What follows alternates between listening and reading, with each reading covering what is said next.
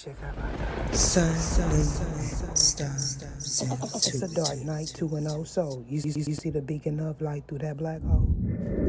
Greetings, suns and moons, and of course, I have to welcome back all my stars. We're going to go ahead and get into channeling this energy ether. Show me what it is I need to see. Well, we have a lot of cards coming out here on the table. So, what this is giving me is a group of individuals that have come together to attempt to do something to those that they feel are better than them. Now, if you've been paying attention to your timeline, what this is getting to is you seeing those that you know are my ops, and because you see them, they feel like they're getting away with what they're doing. Now, in regards to a backwards Ankh, you may have not been aware in the past that this particular individual was someone that watched my channel. And because of this, currently, this person feels like they're getting away with what they're doing. And that is plagiarism and attempting to say that I am her muse as well as that I was her teacher. Now, what I also know to be true is there's a group of co-workers that are also into the same thing. And this is because they feel like I've been put in a place where you can't see me. So what is happening now is a resurgence of my old videos. However, these particular individuals are not aware that this is taking place. So what's going on, if you're paying attention, is when they borrow things from my old videos, they resurface. Now, for those that have seen my Ankh rings, what this is talking about is someone believing that they're a part of Najir's, and they're not. And how this affects you is you're getting bits and pieces of a broken timeline, and someone feels like you don't know that their views are fake.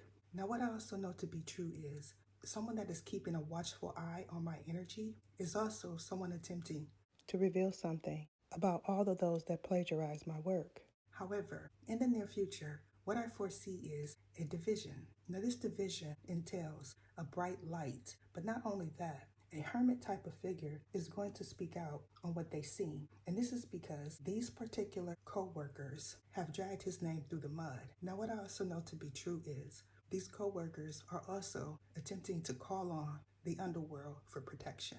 And since this is the case, someone does not want me to refer to myself as a cherub. And this is because in a distorted timeline, in a distorted universe, they're acting like they're ether. Now, what I also know to be true is when I change my table, they change their table and direction. And this is because they're trying to get my energy. However, what I foresee in the near future is someone that has an ism saying that they were in someone's home, and while they were there, they seen a skull. Now, for those that are not familiar with witchcraft, what this is speaking of is someone invoking an underworld being. However, because they're using Kairos' name, they're getting HELL razors. And this is because these particular co-workers don't believe that I am who I am.